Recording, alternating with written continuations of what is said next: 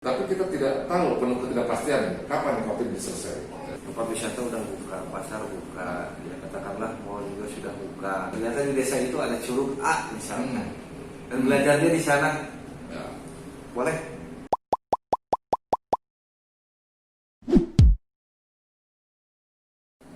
Selamat sore. Selamat sore, Kalian. Nah, hari ini kita akan bincang-bincang dengan Pak Kadis soal pembelajaran daring yang lagi hangat dibicarakan orang tua, anak, guru juga, dan pihak sekolah. Kadang-kadang kira-kira dinas pendidikan sendiri menyikapinya seperti apa? Baik, terima kasih Kak. Jadi kita mau bersama di zaman pandemi ini seperti ini. Kita sebetulnya per tanggal 16 Maret ya, sampai dengan sekarang ini masih melakukan daring. Nah sekarang tahun ajaran baru ini kita juga masih tetap melakukan daring dan luring. Nah kenapa masih melakukan belum melakukan pembelajaran tatap muka? Di Kabupaten Tasikmalaya sendiri memang kita masuk kategori zona biru. Zona biru.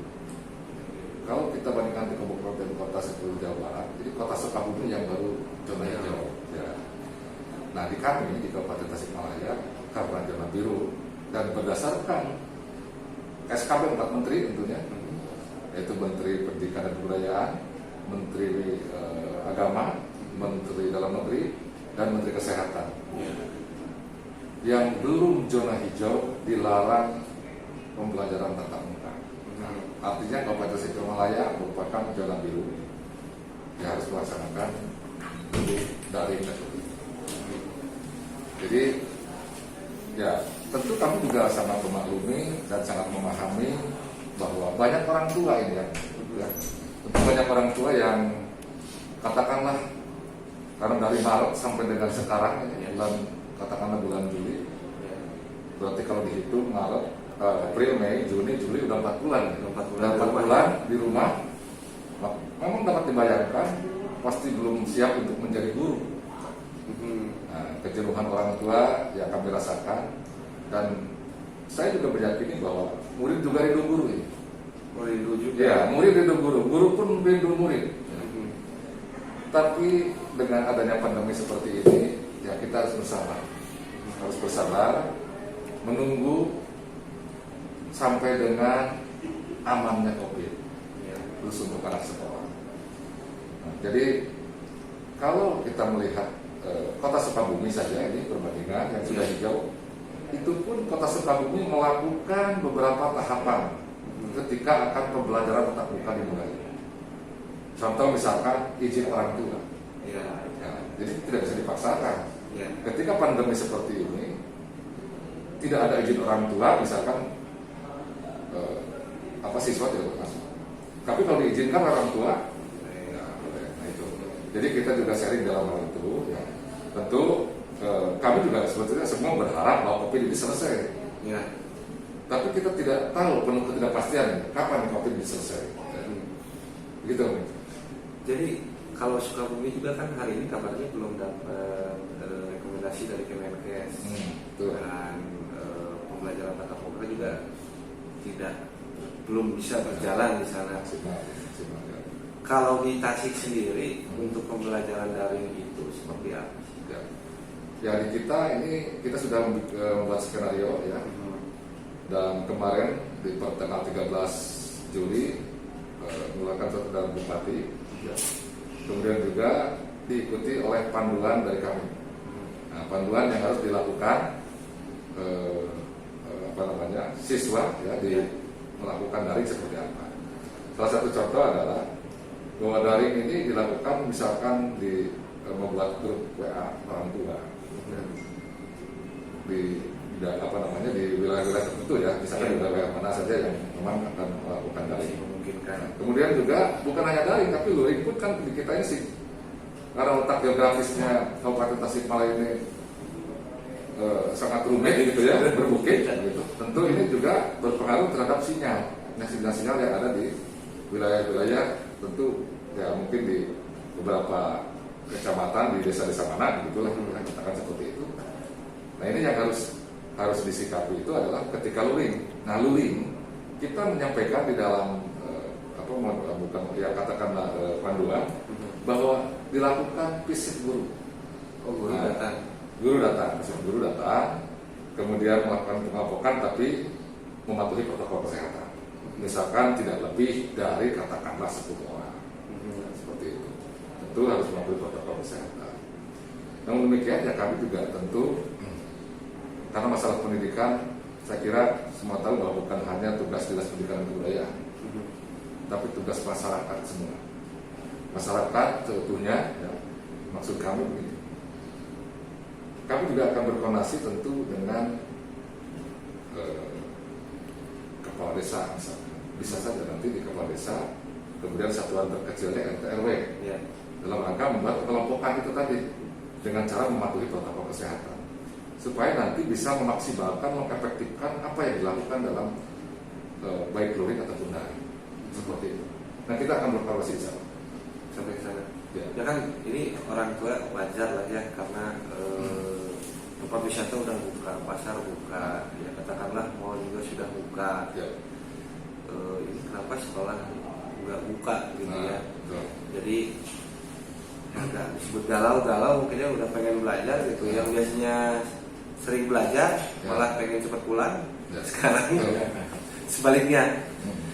Nah, guru-guru saat ini bisa terevaluasi maksimal Ya. untuk tadi luring Baik. pertama ya. Baik. Jadi sekarang kita kaitkan dulu dengan prinsip PDR, belajar dari rumah. Prinsip PDR itu ada 3 hal penting yang pokok. Ya.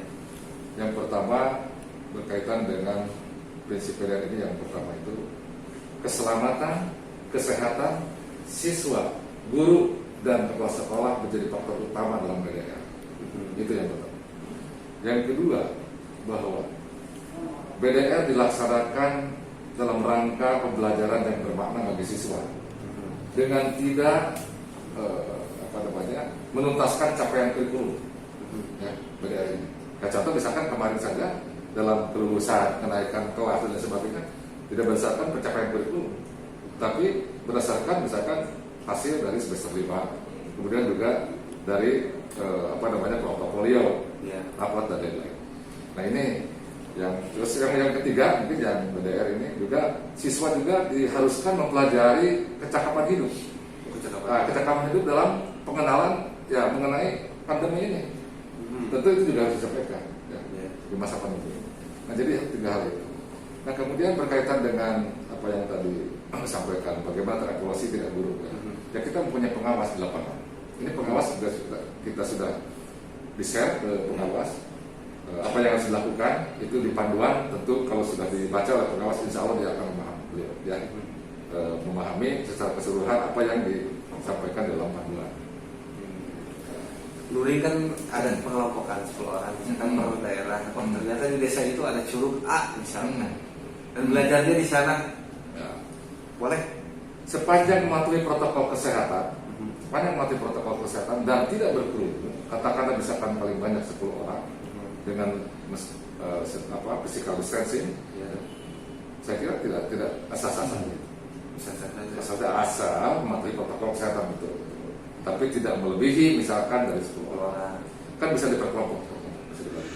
Tapi Pak, hari ini melihat semua situasi seperti itu ya, pada dasarnya bahwa tidak, pembelajaran tetap jarak jauh, ada 2, ada luring, ada daring, dan tips mungkin untuk orang tua. Ini kan orang tua kadang wah pusing gitu, Ya, betul. anak di rumah.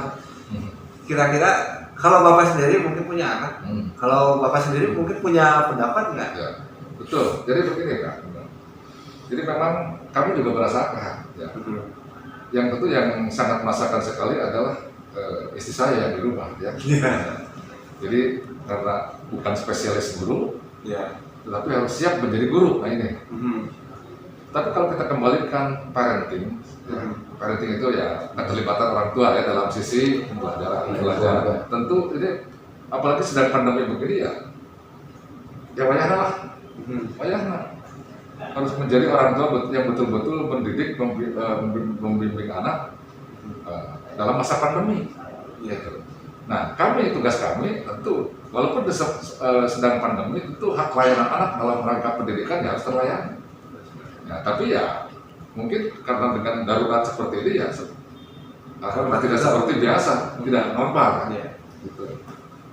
Jadi pada intinya tips-tips itu mungkin ada nggak menghadapi, kan ada yang mengatakan orang tua aduh hebat gurunya bisa mengenal 40 misalkan 30-40 anak di satu kelas dengan berbagai macam karakternya, bisa kondusif gitu.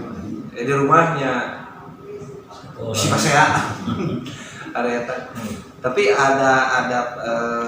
ada pembinaan khusus nggak untuk ke guru-guru untuk bagaimana cara guru juga menyampaikan ke orang tua begini orang tua bersama.